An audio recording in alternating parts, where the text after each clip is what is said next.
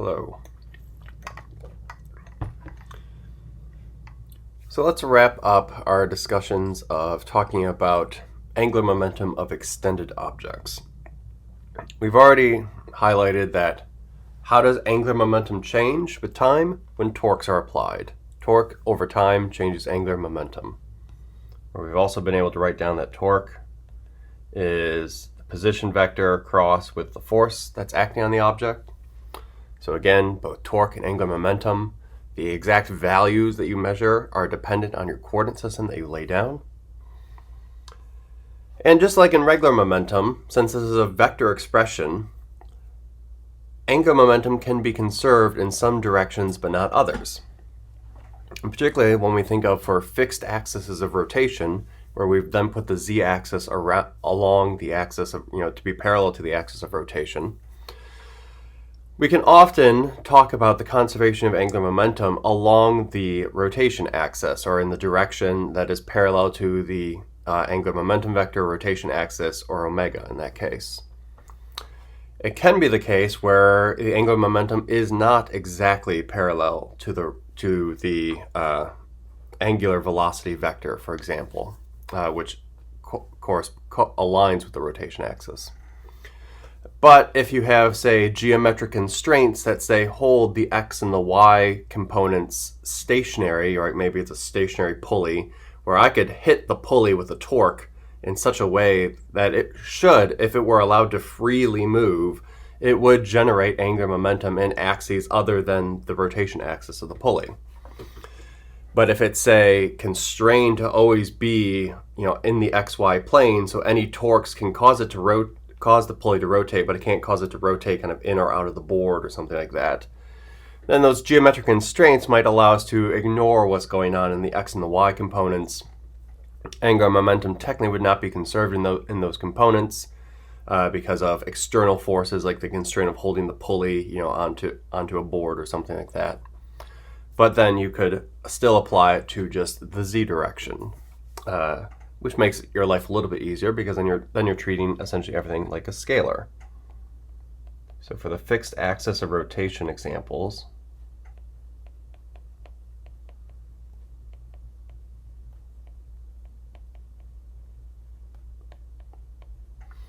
and what we're really focusing on is that the torque that's applied in the z direction that's aligned with the rotation axis then is the time derivative of the angular momentum in that particular direction.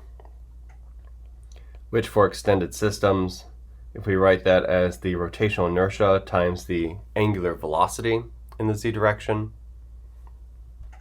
well then that becomes the rotational inertia multiplied by the first derivative angular velocity, which then is just angular acceleration, which usually we use something like alpha for that. So you might remember seeing something like this in your intro physics sequence, that the net torque on an object is equal to the rotational inertia of the object times its angular acceleration. Essentially, again, the angular version of Newton's second law.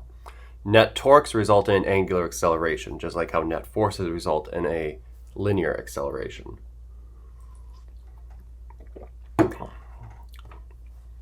If you want to go back to a more Newtonian view and not think about angular momentum, and you can instead think about torques resulting in angular accelerations. So for example, suppose we have a pulley, but now I'm going to let that pulley have non-zero mass. So I'm pulling on a pulley from below with some force F. But this pulley now has some radius R and some mass M. And it's trying to pull a box which, let's say, has a little mass, M in this case.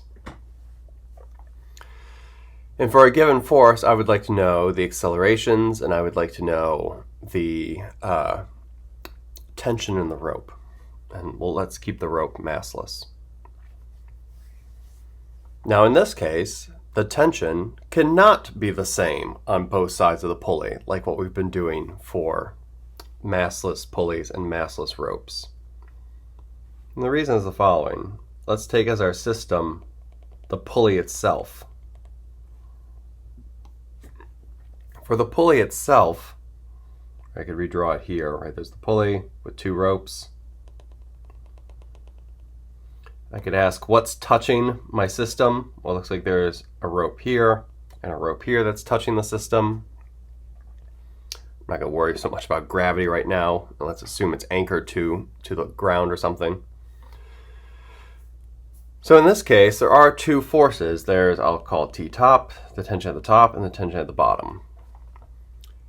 And if those are equal, by Newton's second law in angular form, if those two forces are equal, by the symmetry of the problem, those two torques are going to be equal, but in opposite directions. And so there's going to be no net torque on the pulley. And so as a result, there should be no reason for there to be any angular acceleration. So that if the thing was stationary to begin with, there's no reason for it to ever not be, or for it to ever start moving as a result. So there needs to be some sort of difference between the tensions in order for the pulley itself to actually have a reason to start rotating one way or the other. So what do we know? Well, if it's a massless rope, we can still apply Newton's second law to the rope itself. And that would imply that the tension on the bottom is equal to the force that you're applying. So that tension on the bottom rope is just going to be equal to the force that you've applied. Then going back to the system of the pulley itself, if I take my rotation axis as being in the center of the pulley, I go out some distance to where the top rope touches the pulley. Looks like it's a distance r. And then it's going to pull with some force T top. And then again, there's another torque of I go out to the bottom where the rope comes in contact with the pulley, and there's going to be a torque from the force T bottom. Now again, since the convention is that clocks are negative or counterclockwise motion is positive, it looks like the net torque is going to be R times the tension on the bottom, positive, because if it was just that force, you can imagine the pulley is going to want to rotate counterclockwise, then minus R times the tension in the top is going to be then the torque from the top rope. And why no cross products? Well, again, you can think of this as R cross F. You can easily convince yourself that by the right-hand rule, it's either going to point into the page or out of the page, which again is matching the convention I'm making in terms of which of these are positive and which of these are negative. This then should be equal to the rotational inertia of the pulley times its angular acceleration that results. So in this case, it looks like I know this, I know this, I know this, I don't know this. I can calculate this given m and r. I don't know this. So I haven't fully solved the problem yet. There's, of course, the box itself. Maybe I'll use blue for the box. In which case, in the horizontal direction at least, there's the tension from the top pulling to the left. So we'll take that to be negative, and that equals the mass of the box times the resulting acceleration of the box. This gives us one new equation to help us solve for the tension, but then it also introduces one new unknown. So we're not fully complete yet, in that we still have another unknown A here. So we don't have enough equations yet to solve for all of these conditions. The last connection, or the last relationship,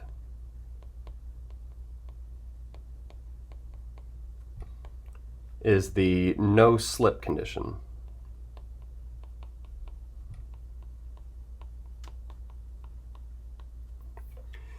And you might imagine that you should think that the acceleration of the box should in some way tie into the angular acceleration of the pulley. If the pulley is rotating counterclockwise, you can imagine the box is going to be moving to the left.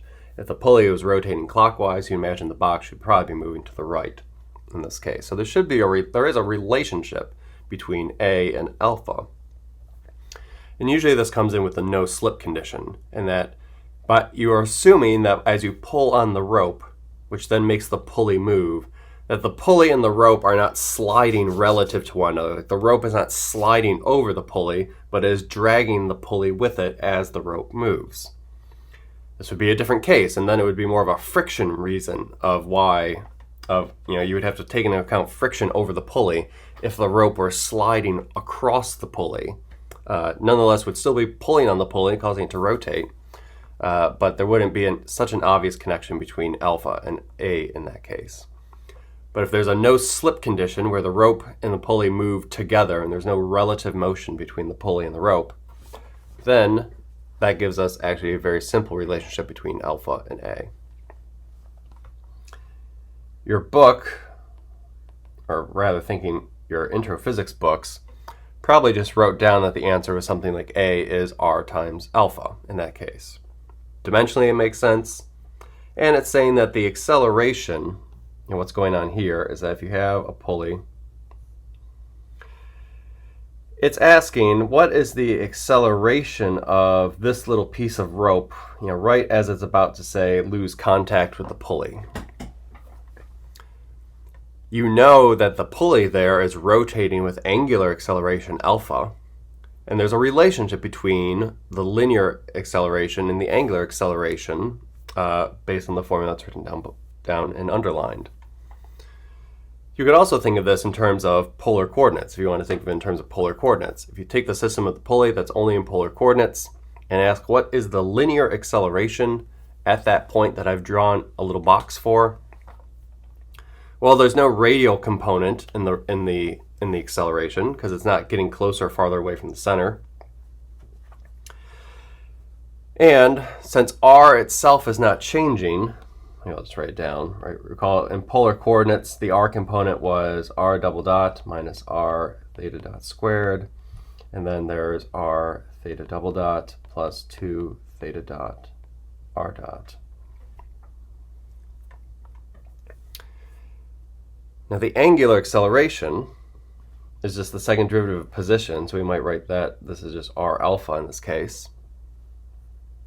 And again, if you look at what's going on tangent to the pulley, it's of course not getting farther or closer away from the center, so there is no change in the radius in this case, so that part goes away. There is, of course, a centripetal component that is bringing it towards the center, which makes it move in a circle. So there is now a kind of radial component and then a tangential component. And it's this that is the same thing as the value of A in this case. They must match in that case, else there will be relative motion going on between the pulley, the rope, and the box, rather than them all moving as one. So given this no slip condition, it looks like then you have, this relationship, this relationship, this relationship, and this relationship. And that allows you to then uniquely solve for all the values that you want, the angular accelerations, and then the linear acceleration of the top box.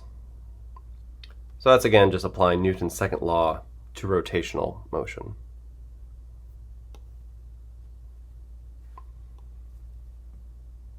I want to talk about the parallel axis theorem.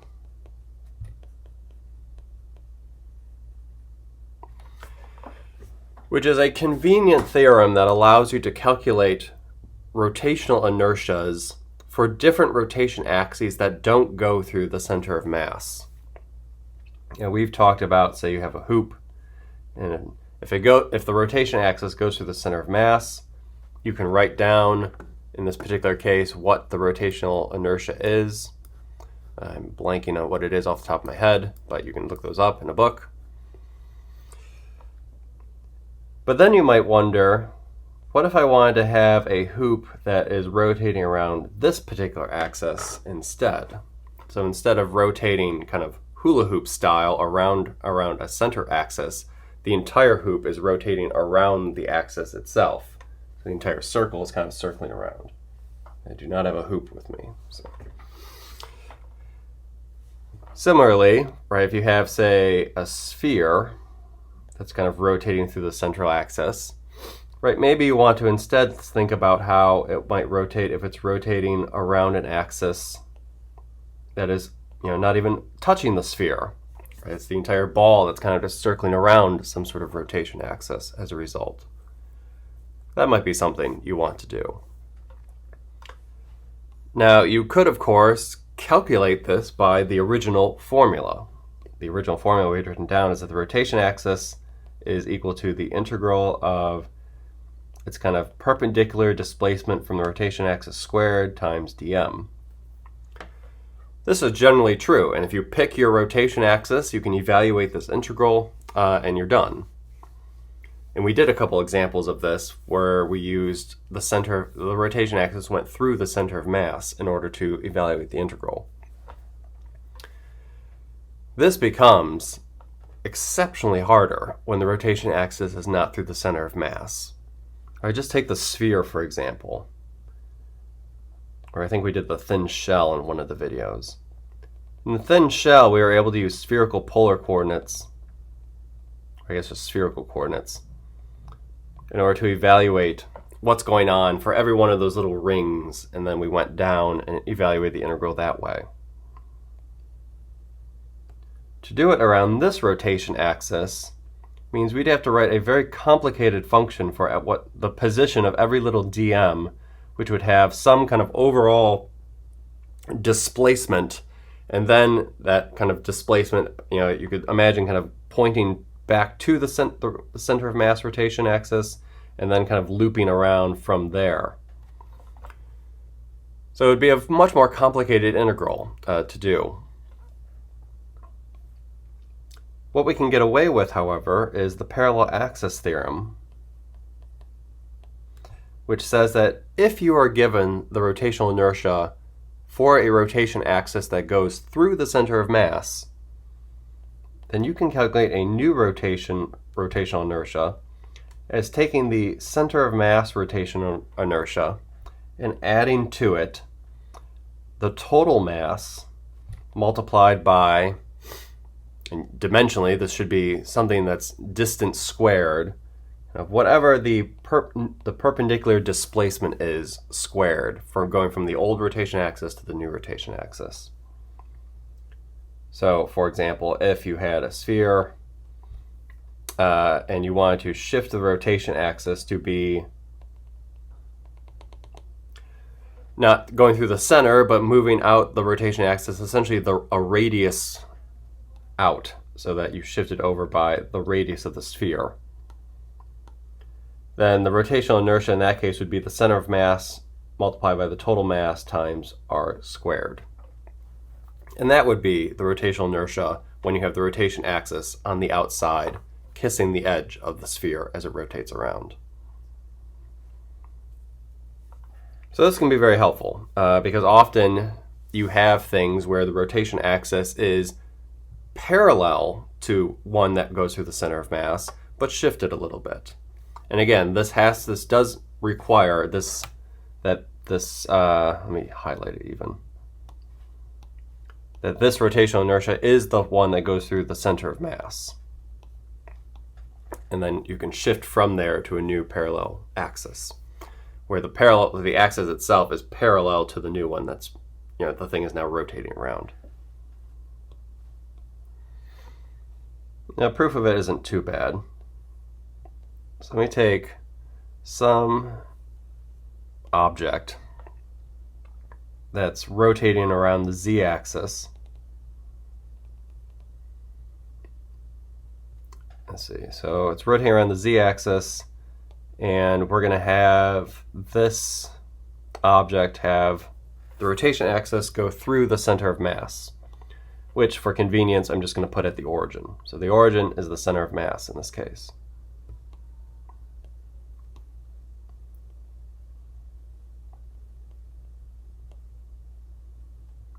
It's rotating around the z-axis. But I now want to shift to a new rotation axis such that it's now rotating around this new axis instead, which is parallel to z, but now translated over a bit. And it could be translated over in some arbitrary way. It doesn't have to be exactly straight over. It could be at some angle over as well. And so there is an arrow or a vector here that corresponds to the translation, and I'll call that capital R, where R is the vector that shifts from the center of mass axis to the new axis, or the new rotational axis. And then I'm going to have, for a little piece of mass dm here, I'm going to use rho as the vector that corresponds to the position relative to the center of mass. So rho is going to be position relative to center of mass.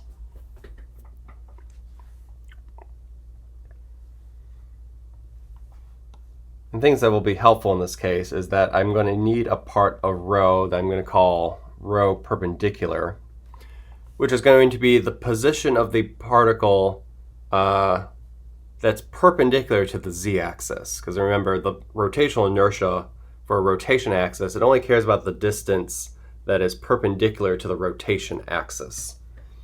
So if the rotation axis is z, then this is just the x component and the y component. Those two components are the part that tells you how far away you are from the z-axis, not just the origin. Then similarly, I could write something down like that for r as well, right? There's r, a component that is just the component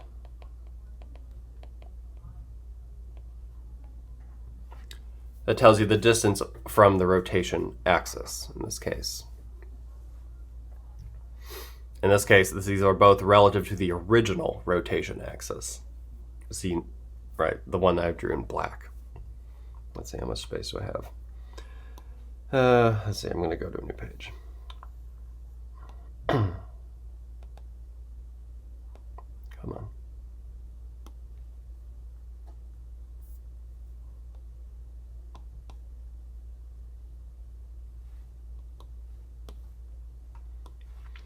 And so then the proof is that I'm going to write down the new rotational inertia and see that the proof allows me to write this as the original rotational inertia plus the total mass times this displacement squared.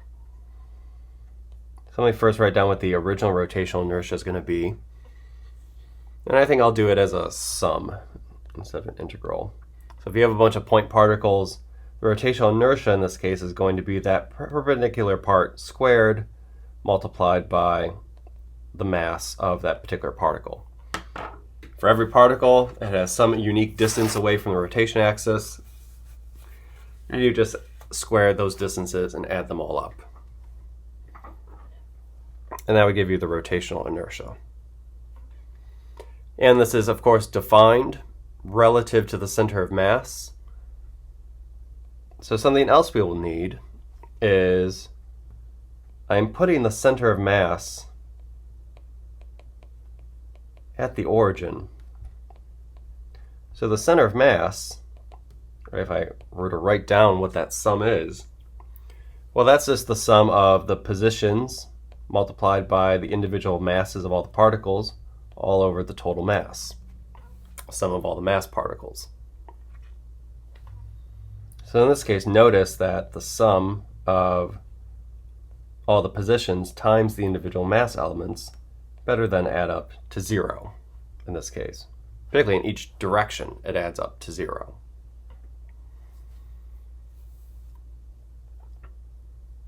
And if you think about that, that applies for every coordinate as well. So I could also say, and this will be what we'll need, is that the parts that are perpendicular to the rotation axis multiply essentially the x and the y components only, also add up to 0 as a result. Essentially, the center of mass is defined as kind of the average center location in each of the 3 dimensions So if I add up all the positions in the x direction weighted by their mass, if I put the center of mass at the origin, I'm saying that the center is at 0. Similar for y, similar for z. So we'll keep that in our back pocket. Now I need to evaluate the new rotational inertia, which is then going to be the sum of the perpendicular distance, but relative to the new axis, squared times the individual mass elements. So this is distance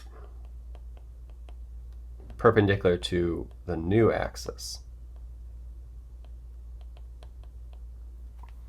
So if we go back up to our drawing, if I get rid of this r, get rid of this, then the perpendicular distance, if I do green for this little mass right here, right, this might be that vector, right? That would be the new distance relative to the new axis.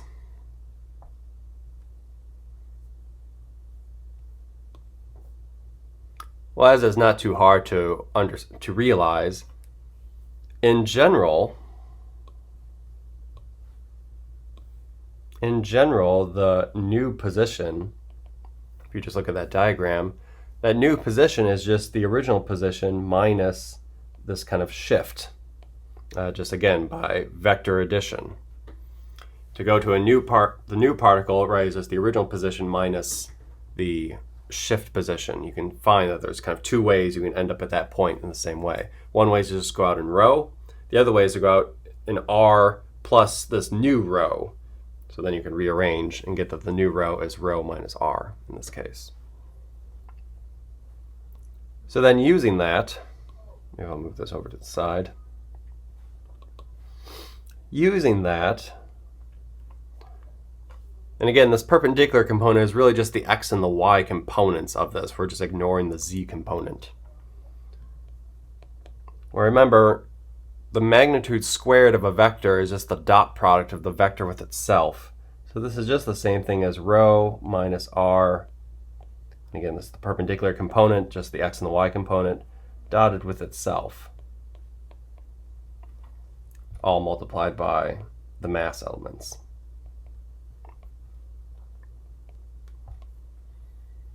Difference of two vectors, that's easy enough. I can distribute that through.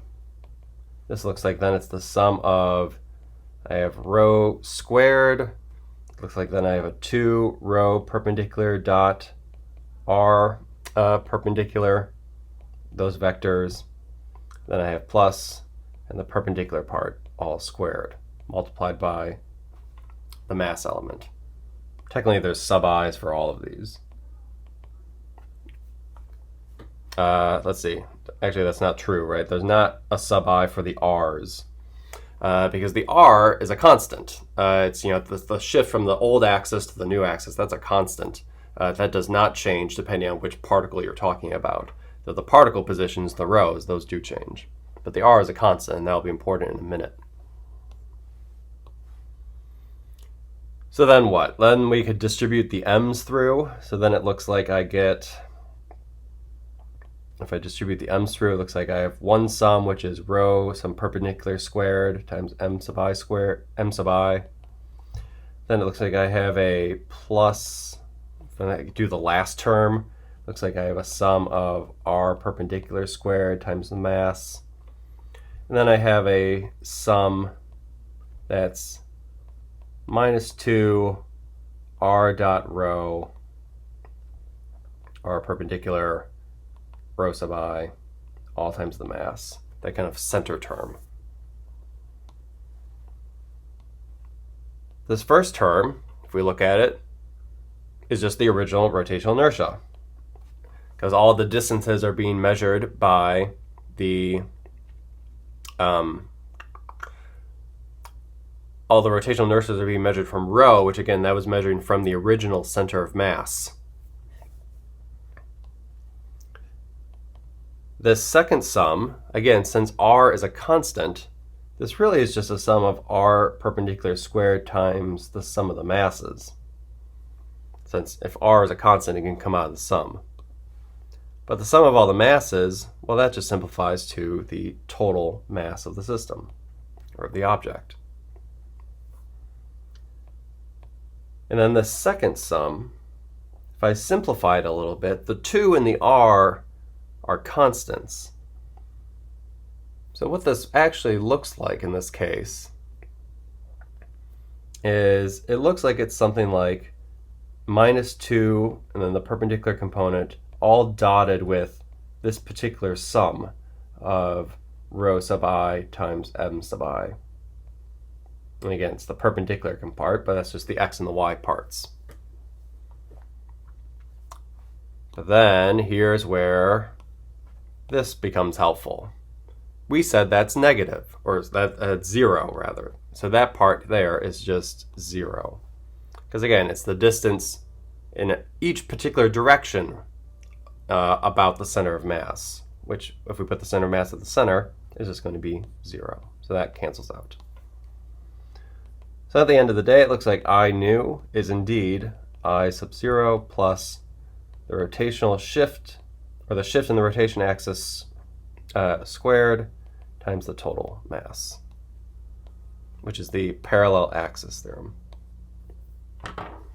The assumptions that were built in is that you're shifting the axis to a different axis that is parallel to the original, and you're shifting from one that went through the center of mass to some different origin or different location. Could be a different origin as well, but really notice that that part, the z component, doesn't really matter. It's the shift perpendicular to the rotation axis that matters. If there's a parallel axis theorem, is there a perpendicular axis theorem? There is, but it doesn't get used quite as much because its limitations are that it deals with things that are kind of very flat pancakes, kind of 2D structures. There is a perpendicular axis theorem that you can write down, but it has a little bit more restriction. So let's do an example or two. Let's do one where I don't actually need the parallel axis theorem to figure out the answer, but then we can convince ourselves that the parallel axis theorem does give us the correct answer. Let me go back to this massless baton. It has length L on each side and a bob of mass M at the ends. And it's originally rotating around this axis,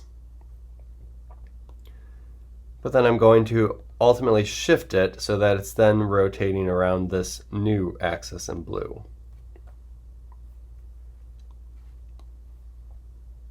Well, let's figure out what the original rotational inertia would be. It is going through the center of mass, and by definition it's just r perpendicular squared times m. So for these two particles, it looks like it's just going to be m times l squared plus m times l squared, or 2m l squared at the end.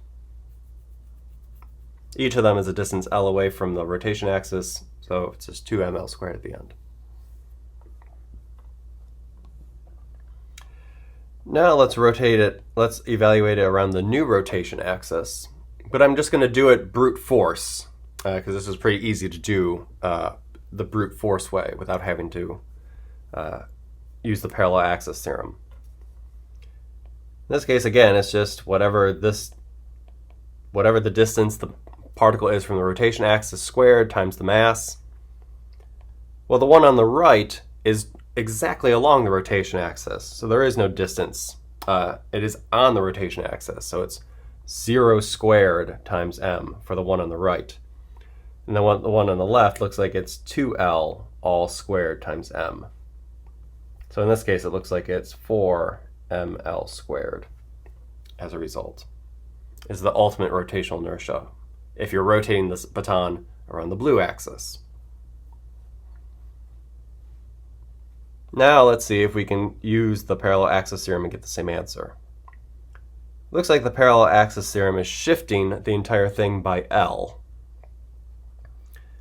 So I would say by the parallel axis theorem is I take the original rotational inertia, and then I add to that the total mass, which is 2m, multiplied by the square of the ultimate shift, which I'm shifting the entire thing by, I'm shifting the rotation axis over a distance L.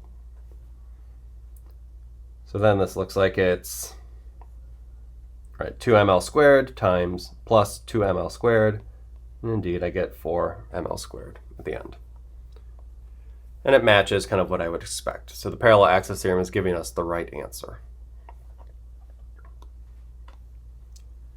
This, of course, is more useful when you have things that are harder to do by brute force. Take a hoop like this, and suppose I want to then shift the rotation axis to the edge of the hoop, like there. And let's have it be, let's give it a radius r and a total mass of m. You could look up in a book what a hoop is when you have the rotation axis going kind of vertically through it. It's 2/3 mr squared. And then the new rotation axis, without having to do any sort of weird complicated integral, is then going to be the original rotation axis plus the total mass of the ring. And then it looks like I'm shifting the rotation axis a distance r. So then I'm shifting the rotational inertia, gets added to it, m times r squared. So then this looks like 2/3 mr squared plus mr squared, or 5/3 mr squared. Which again, this would have been a very hairy integral to do if we wanted to do it manually.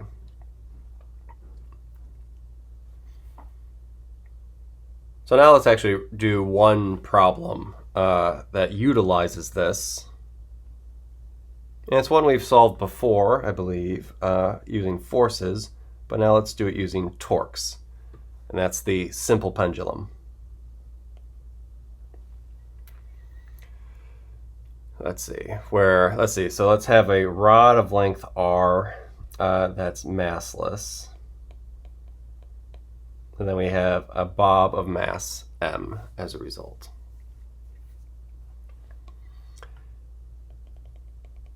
And the pendulum swings, and there's some angle theta that it swings around as it moves.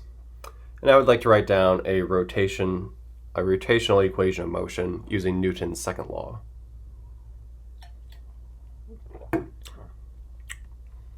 Again, Newton's second law says that T net, or tau net, equals the rotational inertia of the object times its angular acceleration.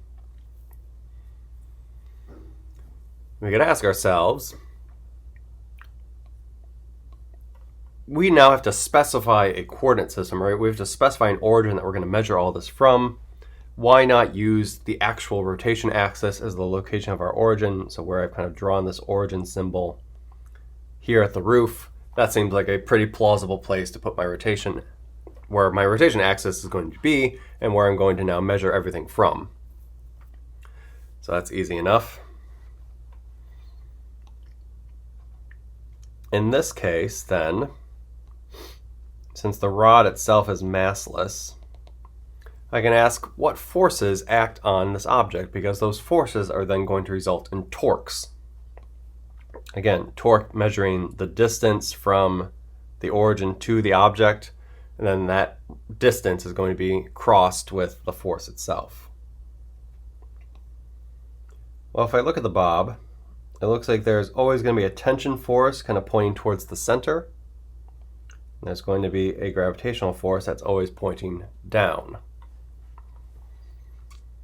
And if we think about this, the torque from the tension, which is going to be the position across the tension force, well, the position is always going to be pointing to the bob, and the tension is always going to be pointing away from the bob. So these two vectors are always anti-parallel to one another. So then the cross product vanishes, since they are parallel anti-parallel. The magnitude of the gravitational force is then going to be r cross the gravitational force, which points straight down. And again, by the right-hand rule, you can point your fingers along r, swing them down towards the force. My thumb points into the page, which makes sense because into the page is positive. Indeed, gravity is going to want to make this thing have clockwise rotation at the spot that I've drawn it in. And that is the negative direction.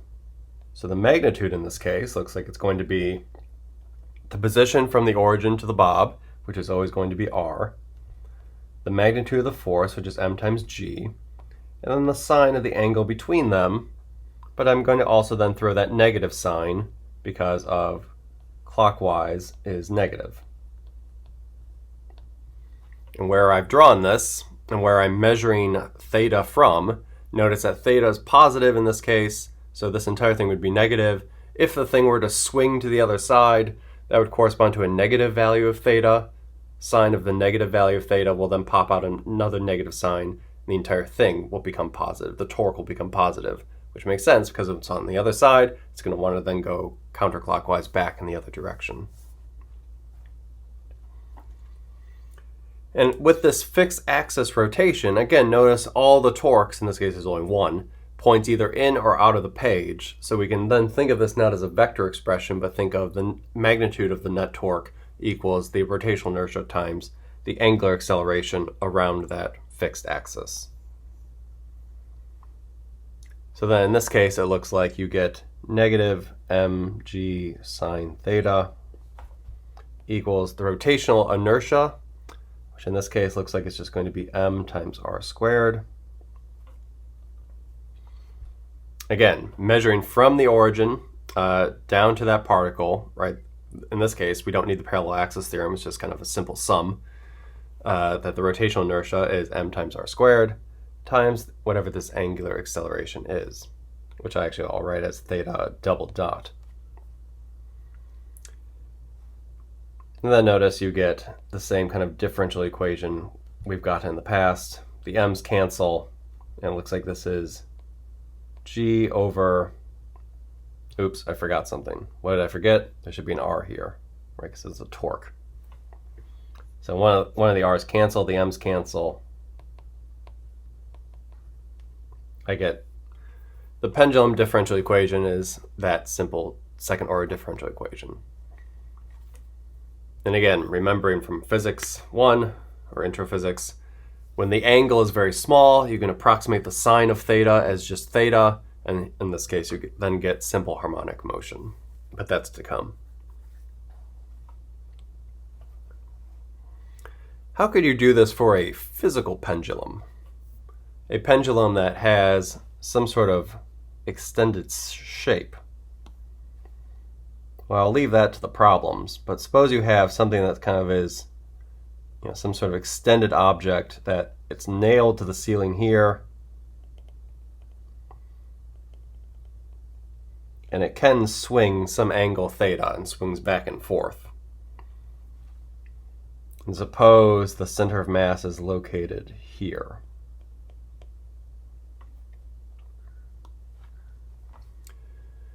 Well, in this case, the rotation axis, which comes out of the page kind of at the ceiling there, does not correspond to the location where the center of mass is. So this physical pendulum, you could write down a rotational inertia for it through the center of mass, but then you will have to shift it, right, if this is some distance r, you will have to shift it some total mass times r squared, such that then you get the rotational inertia of this object if it's going through the point rather than through the center of mass.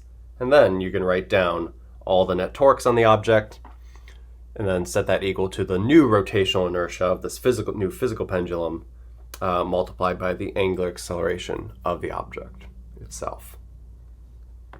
So that would be how you could solve more physical pendulums in a way that uses the parallel axis theorem to get it into a spot that allows you to study the actual motion of the object. All right.